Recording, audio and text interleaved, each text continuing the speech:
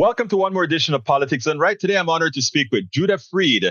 Judah Fried is a journalist, author, storyteller, and an activist. He is the author of Making Global Sense, Grounded Hope for Democracy and the Earth, which is the subject we will be covering today. First of all, Judah, thank you so kindly for being here. Certainly. Tell me a little bit about your book, Making Global Sense. What inspired you to write it? Well, I started working on the book more than 20 years ago, and I've had several iterations of it that have been published. It's won a bunch of awards.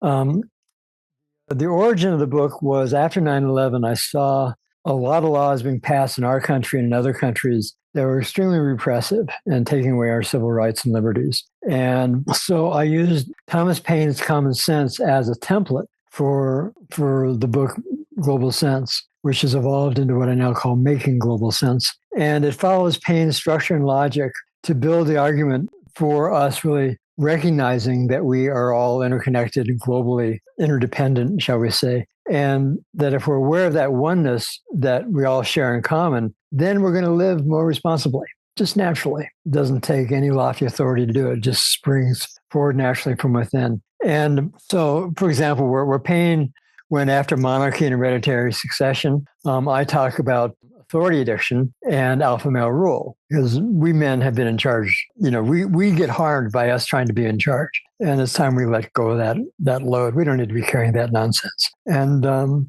that's another conversation, gender equality. But, and where Paine called for a revolution, I'm calling for evolution. And where Paine advocated that we declare independence and have a revolution. I'm saying that and declare a democratic republic. I'm advocating that mindful self-rule and personal democracy, both the inner and the outer, of how that global sensibility guides our behavior. And between that, I think that people can start leading responsible lives. That personal responsibility transcends from being a political slogan into being an actual way of life. And social responsibility transcends from being, another political slogan into actually being a way of life. And so I'm saying that if we have a global sensibility, those two marry, and it affects foreign policy, it affects commerce, it affects healthcare, which we've talked about, it affects gender, it affects everything, all parts of life, in my opinion. In talking about gender, in the second part of your book, you speak about the alpha male rule, authority to addiction, and money and power. I found it interesting. Tell me a little, kind of expand on that a bit. Well, I've been involved in the men's movement since the early 70s. I had a woman who I was dating at the time saying, you're living a lie, and that, you need to wake up. So I started doing consciousness raising stuff, originally in co-ed groups. And then I started getting involved with men's things, men's activities, men's circles and other stuff. And that's been very instrumental for me. So I've done a lot of shadow work, which is actually the main part of the men's movement. It's kind of a gestalt kind of work. And, I've learned that those parts of myself that needs to be in charge so that I feel safe, which is the typical male behavior. It's an illusion. Is what really matters is just that I'm just a ball of light, walking around in this bag of water.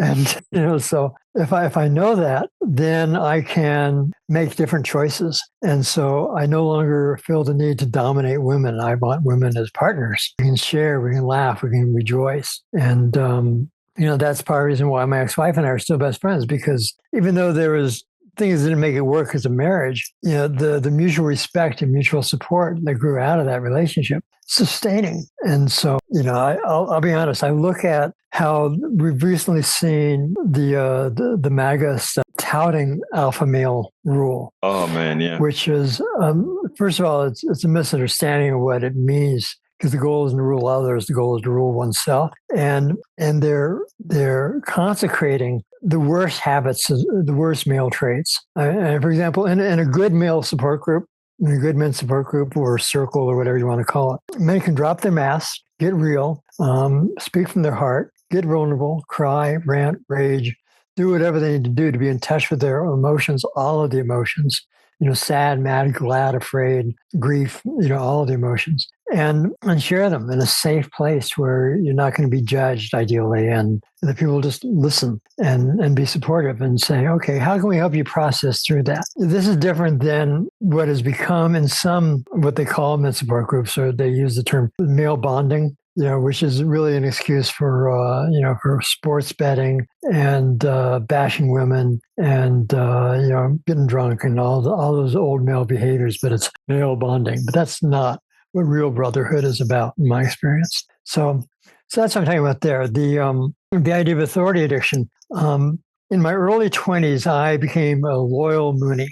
And matter of fact, there's an interview I did with Stephen Hassan, who just published a new edition of the Cult of Trump. And we were both in the Moonies at slightly the same time. He was a national leader, I was a state leader. But it was, I gave away my power to some worshipful, masterful leader, a father figure, because I didn't get along with my own father, but I didn't know that at the time. You didn't put it together. It took me a while.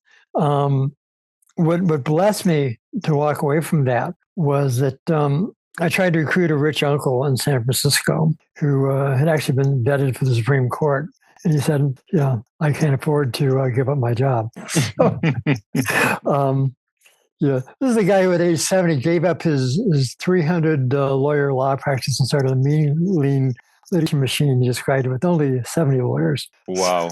Yeah. So I guess I take after him in some ways because here I am 70, almost 74 and still going. But he asked me the question, do you believe because you really believe or you believe because you want to believe? It's the same question I would ask a lot of the people that are, true believers on the far right and even some true believers on the far left. But it's the idea that if we are looking outside of ourselves for validation, for guidance, for whether it's moral or ethical, then we lose touch with the inner essence of who we are, which is eternal spirit, light in all its forms. And so it took me a while to realize that. And so I think that this authority addiction shows up throughout history of empires, men seeking empires to make themselves feel good and powerful. Whereas if they really just let go of all that ambition and just had the ambition just to be themselves, wow, imagine how our world could be better. I mean, it would be more than better. I mean,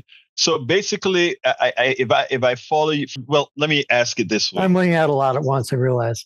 No. I mean, I think you're doing great. I just want to ask a question in this manner. For those who would look at what you've just said as being sort of esoteric or that's just not how the world works. Actually, first of all, I do believe that is how the world could work.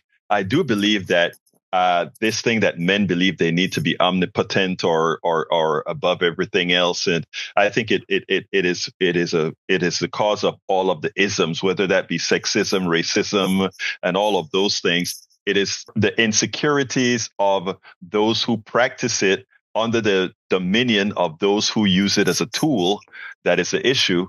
But how do we promote, how in a society like ours, do we get people to look within themselves and realize that there's another way? It's not being woke. There's another way. Well, bear in mind that the put down for woke is an excuse to avoid awakening. Exactly. Exactly. But I will say that some of the people who have been woke have been doing that same thing of trying to get people to agree with them so they feel good about themselves, which is unfortunate. Mm-hmm. But to take it down to a practical level, the subtitle of the book is Ground in Hope, because I talk about a lot of things that people are doing in practical ways, and it extends in a lot of areas. For example, for climate change, yes, there's things that we can do in terms of changing our lifestyle. Like I bought a used electric car. You don't have to spend thousands of dollars. You can go buy it. There's lots of used electrics out on the market. I use the light bulbs that are that last for years, LEDs. Right. And, compact fluorescent for a while, and now I've switched to LEDs. But those are simple things. I eat organic and natural, so I don't contribute to the over-chemical, right, rich health and other things. Oil-based fertilizers, etc. Yeah. All that. And so there's a lot of lifestyle things that we can do individually. But on top of that, we can then get locally involved in our community. And again, if we're doing this for trying to get external validation, I got to get praise from my community so I feel good about myself. That's still missing the point. The light has to come from within. It already is there. We just have to see it. The truth is that if you can approach this not so much from metaphysical, but approach from a physics point of view, everything is atoms, which is made out of energy, which is made out of light. Mm-hmm. So fundamentally, we're nothing but light. And as such, since light doesn't really carry inherent judgments of superiority or inferiority, there's a balance between light matter and dark matter, but it's and there's just like thing of light and shadow, but it's all one. It's all one. So if we know that, then that need for being superior over another, that ego drive, or narcissistic ego drive, as some people suffer, it just evaporates. Now, so that's a practical thing that we can do. But within the community, people can, like, for example, go to school board meetings and fight book bans. They can go to the city council meetings and speak up when there's a bill that's being passed that is just clearly corrupt. I spent years covering Denver politics, and it's amazing. Every time the Broncos got in the Super Bowl, all kinds of really corrupt laws would get passed by city council. Show up, pay attention, tell the truth, and let the chips fall where they may. At worst, we're going to grow. And the thing about it as well is, if we follow those principles, I think things like autocracy doesn't naturally occur as it has the possibility of occurring right now. So tell me, to close out, tell me, why should somebody go ahead and pick up this book? What should they expect by the time they read page 213, Begin the World Anew? What should they feel? Well, the book interweaves essay and memoir. So I tell my story, some of which I've shared here, interwoven with the modern update of Paine's Common Sense. And so what they'll gain from it is insights into themselves, insights into the nature of the world, insights into the forces that are driving us to destroy our environment. We're so close to that point of no return on the ecology. Every summer is getting hotter and hotter. There's just been reports recently saying that we might already be past that point. Now it's a matter of mitigating it rather than reversing it. So you'll get a lot of practical information on things that you can do that other people have done. And you'll also find some hope in the fact that I document there's at least 1 billion people, between 1 and 2 billion people on the planet, who have this global sensibility, who realize we're all interconnected, interdependent, one, united, whatever language you want to use for that. Whether you approach it from string theory or you approach it from, metaphysics and karma, it's all really the same concept with different language talking about it. So that's the main point I make, is that if we can realize our innate unity and our natural wholeness, that's going to start changing the way we interact with ourselves, with other people, in our communities, our societies, our families, and our world. So it's incremental. But if I can say that I'm doing anything, is I'm doing my best to empower the readers to claim the power that's dwelling within them already. I love that. Empower. I know this is a closer, but I want to kind of add to what you just said. And that is, I met a young man at a conference that I went to, and I said, I want to empower people. And he rephrased it a bit more. And he said, what you need to do is let folks know that they're already empowered to be empowered. And yes. I just love the way all of that actually comes together. So, Judah Freed, it's been my pleasure. It's been my honor to have you on Politics Done Right, and with your book, Global Sense, Grounded Hope for Democracy and Earth. And people can go to globalsense.com, and there's a list of all the places where you can get the book worldwide, and except for some countries where it's not available. And I just released the ebook version, and so that's now available either for order or pre-order. It'll be in the blog attached to this video as well. So thank you so kindly for having been on Politics Done Right. I'm grateful. Bless you for the work that you do. Thank you. We spend a lot of time deconstructing the news, trying to parse it into a form that everybody can understand. We try to find those little nitpicks where it flies above the fray, etc. If you really like these videos that we do, I want to ask a big favor. Please go ahead. Number 1, subscribe to our channel. And number 2, please join if you can. Thank you so kindly for watching. Keep watching. Please remember to share. We must populate the entire internet with our progressive message, a message that we know is what most Americans say that they want. So help us, please join.